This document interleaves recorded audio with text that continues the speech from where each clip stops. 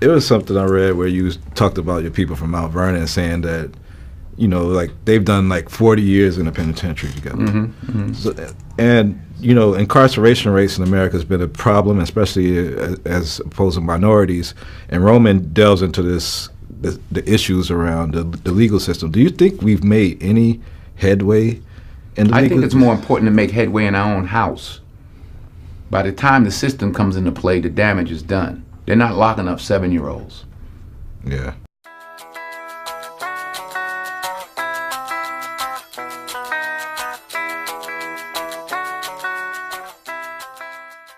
You know, I was in Chicago a couple of 3-4 weeks ago, and we saw these little kids on bikes with masks on the side of their head, like 5 or 6 of them. And the driver said, yeah, they're little yummies. I said, who? He said, little yummies. Look up, Google Lil Yummy. Lil Yummy was an 11-year-old murderer. Wow. And you look at his picture, you'll see the headshot of him, and he's like this. And he got murdered at 11 by a 14-year-old. Wow. Who's doing life now, and a 16-year-old. That makes no sense. You blame the system? Where was his father? Yeah. It starts in the house. It starts in the home. And yet you said you never considered yourself a feminist. Why is that? And do you get the same kind of pushback in saying that I do? Because I've said the same. I get pushback. You have to listen to it. You're younger. I don't listen to it because I'm old.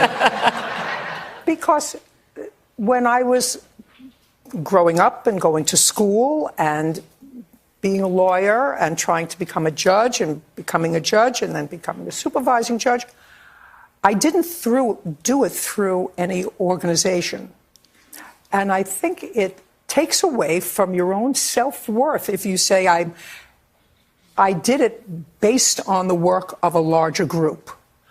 Charles Barkley was involved. You mentioned Ferguson earlier. He was involved in the Ferguson debate, and he made comments that caused some uproar in the black community. Real quick, this is what Barkley said. Okay. We as black people, we got a lot of crooks. We can't just wait until something like this happens. And we have to look ourselves in the mirror. There's a reason they racially profile us at times. Sometimes it's wrong, but sometimes it's right.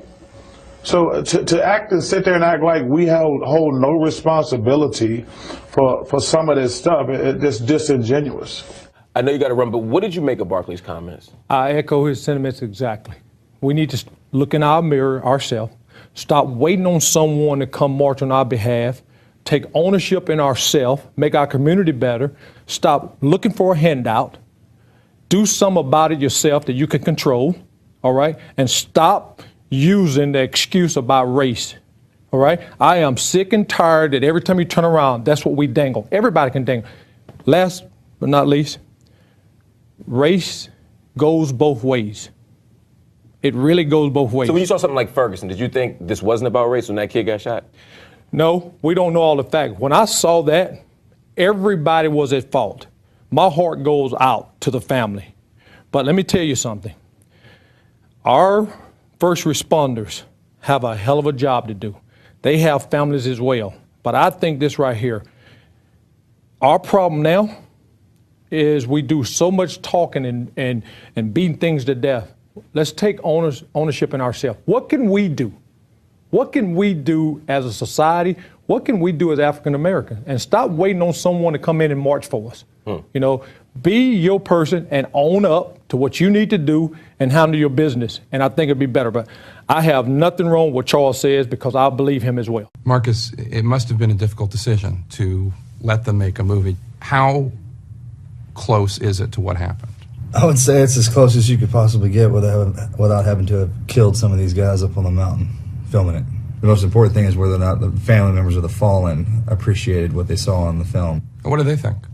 From my understanding, everything was positive, and that's all you can ask for. One of the big questions that I have as somebody who covers the war in Afghanistan, do the American people want to hear these stories? They're incredibly powerful. This movie is very, very compelling. Do they want it? Do they want to know about it?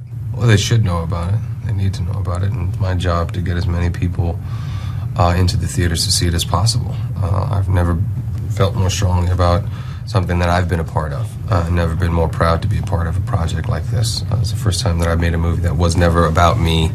as an actor, my performance, it was always about telling their story. You're a devout Catholic. How important does a role does your faith play when it comes to picking parts? I try to be as open as possible in the kind of roles that I consider. I don't want to limit myself as an actor. I have made some roles that I think would be questionable, certainly to my parish priest and some other people, but I hope God's a movie fan. I don't want to explain Boogie Nights at the right time. Emotions I felt while watching the film is, first of all, just the hopelessness of the situation, how horrific it was, and also just all that loss of life of these brave American men. And I was torn about the message of the film in the same way that I think I am about the war in Afghanistan itself. I don't want any more senseless American death, and at the same time I know that there are bad people there and good people who need help. Was that intentional? Well, I don't know what part of the film you were watching, but hopelessness never really came into it. I mean, where did you see that? Because there was never at a point where just felt like we were hopelessly lost or anything like that. We never gave up. I never felt like that we were losing until we were actually dead. I mean, that never came across and in the battle and while we were fighting on the mountain, and it was just us against them. Forget hopelessness, just the sense of all these wonderful people who died. It seemed senseless. I don't mean to disrespect in any way, but it seemed senseless. All these wonderful people who were killed for an op that went wrong. We spend our whole lives trained to defend this country, and then we were sent over there by this country. So you're telling me that because we were over there doing what we were told by our country that it was senseless and they died for nothing? No, I'm not saying that at all. That's what you said. So let me just say that, yeah, it went bad for us over there, but that was our job. That's what we did. We didn't complain about it. We went out there and did what we did best, and at the end of it, we weren't standing. They were. We were lucky. I was lucky. And the rest of the guys, we fought as hard as we possibly could and never felt sorry for ourselves while we were out there. This was the job. We were going after a high value target, and it just got switched on us. Maybe it's just the difference between what a civilian feels when he watches this versus what a soldier does. Absolutely. I mean, I completely agree. But I don't think his opinion is never going to change. That's his job. He feels. I respect it. Oh, I understand. The more time I spend with Marcus, the more I really start to understand who they are and what they do for us, and it's pretty amazing.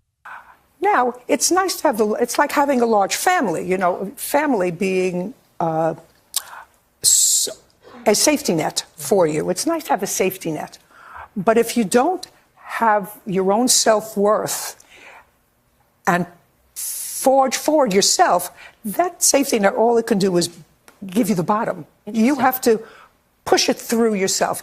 And I think that that's what makes me say, I'm really not a feminist, I'm an individualist. I think that individuals each have within themselves the capacity to be the hero of their own story. It doesn't always have to be a star of a television program to be the hero of your own story. You want to be a doctor, a lawyer, an Indian chief, whatever you want to be, you can be the best at it, be the most recognized in that profession or vocation. That makes you the hero of your story. That's right. You can be a burger flipper and be the best darn burger flipper they've ever seen. Be a great family person, be a great parent, be a great child, be a great citizen, be a great volunteer. That can make you a hero. I'd give up my gun when everybody else does. And doesn't that make sense? Well, doesn't that make sense? I mean, if there were guns here, would you want to be the only person without one? So do you carry guns routinely at home? I mean, you have a gun at home? Yeah, it's legal in the United States. It's part of our Constitution. The right to bear arms is because that's the last form of defense against tyranny. Not to hunt. It's to protect yourself from the police. And do you see any link between that and these sorts of incidents? No. Nah, not really. You know what I'm saying? If somebody wants to kill people, they don't need a gun to do it.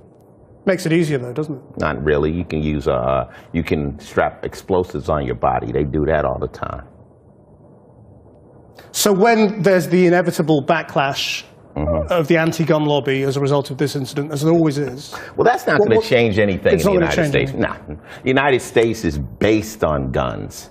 You know, like KRS says, you'll never have justice on stolen land. So it's not going to change. And yeah, well, my father got locked up. Well, where was his father? Yeah. You know, like I did talk about my 3 closest friends, and they did, you know, 15 to 25, one did 28, this and that. I was the only one of the 3 that had a father in my life, even though my parents were together. But I still had a father who was a gentle man and a good example, and they didn't. We can blame the system if we want, but they didn't lock any of us up at 7. Yeah. We were all doing enough to get locked up at 13. My parents sent me in another direction. They didn't have anybody to help them, and they kept doing what they was doing, and the system got them. So I don't, the system is rigged, but why, all the more reason not to help it. Empty bottles on the table, black roses on the ground, silhouettes of people dancing to an unfamiliar sound. Hello stranger, can I